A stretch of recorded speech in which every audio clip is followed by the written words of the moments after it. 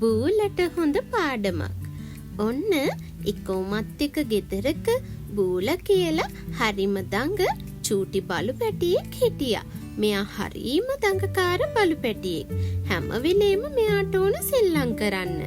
ඉතින් මේ ගෙදර තව හිටියා සාරා කියලා හරිම අහිංසක ගෑනු ළමෙක්.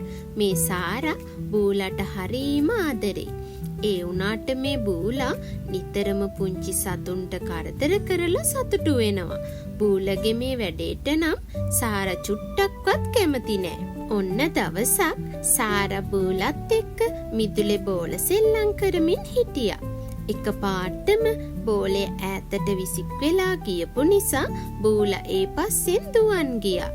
බූලා මෙහෙම ගිහින් නතර වුණේ මල් පෝච්චියක් ඇතුලේ නිදාගෙන හිටපු සුදු කිටි ගාව.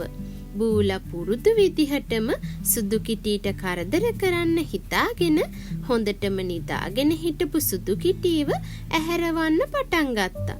පව් සුදු කිටි එකපාරටම බය වෙලා ඇහැරුණා. අනේ බූලෝ මට පාඩුවේ ඉන්න දෙන්නකෝ.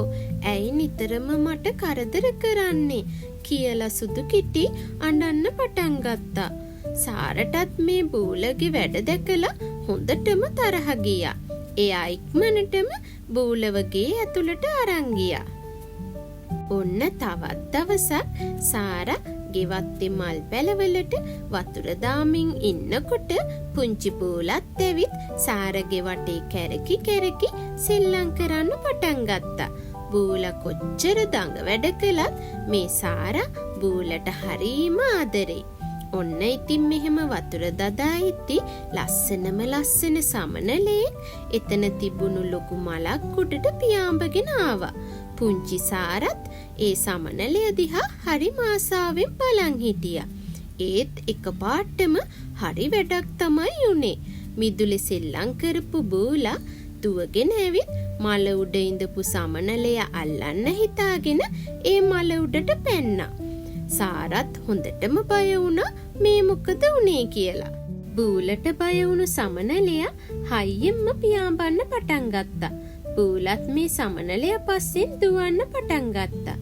පුංචි සාරත් බූලව නතර කරන්න හිතාගෙන එයාලා පස්සෙන් දුවගෙන ගියා. මෙහෙම හයියෙන් පියාඹගෙන ගියපු සමනලයා එතන ගස් බෙනයක් ඇතුලේ තිබුණු මීවතයක් උඩ වැහුවා. බූලට හරි සතුටුයි. මොකද සමනලය පියාඹන එක නතර කරපු නිසා ලේසියෙන්ම අල්ලගන්න පුළුවන් කියලා හිතුවා. ඉතින් බූලා එකපාරටම සමනලය වහලා හිටපු මීවදේ උඩට පැන්නා. ඒත් උනේ හිතුවේවත් නැති දෙයක්. බූලාගේ මේ වැඩේ නිසා මීවදේ ඇතුලේ හිටපු මීමැසි නායකයයි අනිත් මීමැස්සනුයි එළියට ඇවිත් බූලාට පහර දෙන්න පටන් ගත්තා. එතකොටම සාරා ඇවිත් බූලව බේරගත්තා. මේ මීමැස්සෝ පහර දුන්න නිසා පුංචි බූලාගේ නහය ජම්බු ගෙඩියක් වගේ රතු වෙලා. ඔයාට දැන් තේරෙනවද බූලෝ? අපි කවදාවත් කිසිම කෙනෙක්ට කරදර කරන්න හොඳ නෑ. ඒ හැම කෙනාම සතුටින් නිදහසේ ඉන්න කැමති. ඒ නිසා ආයි කවදාවත්ම පුංචි සතුන්ට කරදර කරන්න එපා. බූලටත් තේරුම් ගියා එයා කරපු වැරැද්ද. මින් පස්සේ කවදාවත්ම පුංචි බූලා කිසිම සතෙක්ට කරදර කරේ නැහැ.